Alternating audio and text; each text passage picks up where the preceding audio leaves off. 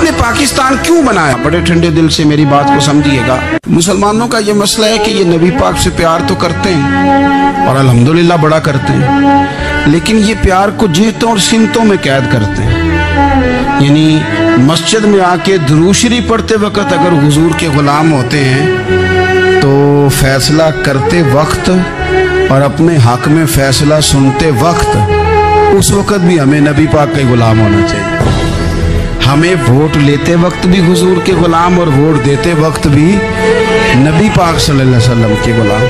तो जब तक निज़ाम नाफिज नहीं होता, निज़ाम, यूरोप को आपकी नमाज से तकलीफ ही कोई नहीं तो नमाज पढ़ने के लिए मस्जिदें बनाने की इजाज़त देते हैं। कुरान पाक जितना मर्जी आप वहाँ पढ़े वो इजाज़त देते हैं। आप ज़कातें दें जितनी मर्जी, वहाँ से लोग चंदे इकट्ठे करके यहाँ नहीं ले आते, करें जो मर्जी।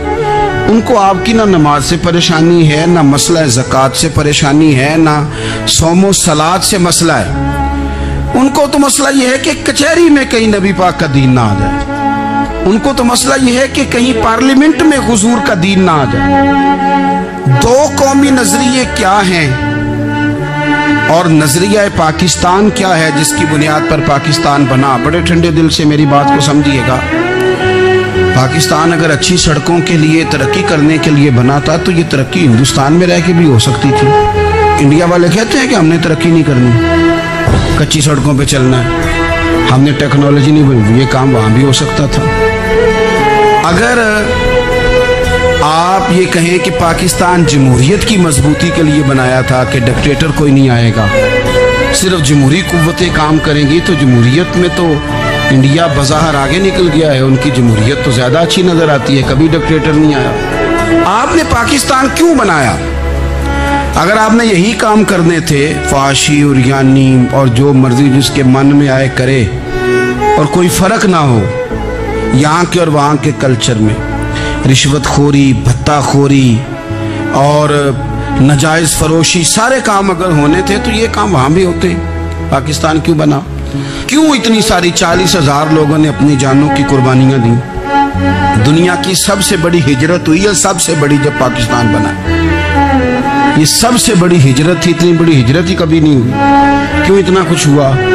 इसलिए हुआ कि हमें बताया गया था कि वहाँ ना सोशलिज्म, ना वहाँ खाली जमहूरियत का राग लापा जाएगा, बल्कि एक बुलंद नारा लगाया गया था। नारा क्या था? पाकिस्तान का मतलब क्या? पाकिस्तान का मतलब क्या? ला इलाहा इल्लल्लाह मुहम्मद रसूलुल्लाह सल्लल्लाहु अलैहि। ये उन्वान बनाया गया। गरीब आदमी को बताया गया कि जब पाकिस्तान बनेगा तो वहाँ हुजूर का निज़ाम नाफिज होगा, जागीरदार की और गरीब की तफरीक ख़त्म होगी। जिस तरह अमीर के बच्चे को कॉलेज में दाखिला मिलेगा, गरीब के बच्चे को भी मिलेगा। वहाँ बताया गया कि लोग वहाँ हर लिहाज से अपने आप को बराबर समझेंगे। वहाँ वही बात होगी जो जनाब सिद्दीक़ अकबर करते थे, वहाँ वही जुमले दोहराए जाएंगे जो हज़रत उमर फरमाते थे। वहाँ उसी तरह गरीब पर सखावत की जाएगी, उसे दिया जाएगा जिस तरह हज़रत उस्मान गनी करते थे। वहाँ उसी तरह फ़क्र का दौर दौरा होगा, सादगी का हुस्न होगा, अपनाइयत का नूर होगा जो मौला अली शेर खुदा ने अता फरमाया था। इस सोच की बुनियाद पर पाकिस्तान बनाया गया, इस सोच की बुनियाद पर, और इसी सोच को आगे लेकर के जाया गया।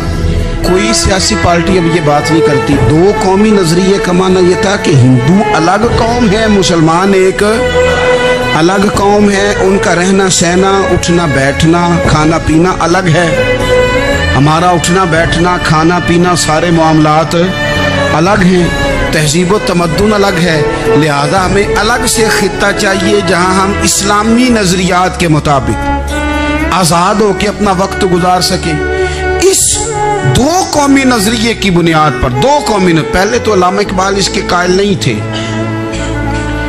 अल्लामा इकबाल का पहले ख्याल ये था कि सारे जहां से अच्छा हिंदुस्तान हमारा, ये इकबाल ने लिखा था। फिर इकबाल कहते हैं मेरी सोच बदली और फिर मैंने कहा कि नहीं, खित्तों के जोर पे नहीं, आप रंग नस्ल के जोर पे नहीं, बल्कि कहने लगे कि अपनी मिल्लत पर कयास अक़वाम मगरिब से न कर, खास है तरकीब में कौमे रसूल हाशिम। آپ جو تقسیم کریں گے، یہ جو تقسیم ہوئی ہے نا عرب کی، یہ مذہب کی بنیاد پہ نہیں ہوئی، یہ تو ان کی ذاتی لڑائیاں تھیں، چھوٹا سا دبئی بن گیا، چھوٹا سا مسقط، چھوٹا سا ابو ظبی، یہ تو ان کی ذاتی لڑائیاں تھیں، قبیلوں کی لڑائیاں تھیں، جنگیں تھیں، چھوٹے چھوٹے ملک الگ سے تقسیم ہو گئے۔ یہ مذہب کی بنیاد پہ ایسا نہیں ہوا۔ دنیا میں جتنی ریاستیں ٹوٹ کر بڑی ریاستوں سے الگ ہوئی تو اس میں یہ تھا کہ ہماری قوم الگ ہے، ہم سردار علیحدہ سے ہیں، اس لیے ہم علیحدگی پسند ہیں۔ دنیا کے اندر دو ہی وطن ہیں جو دین کے نام پہ بنے، دو ہی اسٹیٹ ہیں جو اسلام کے نام پر وجود میں آئیں، پہلی مدینہ منورہ ہے اور دوسری پاکستان ہے۔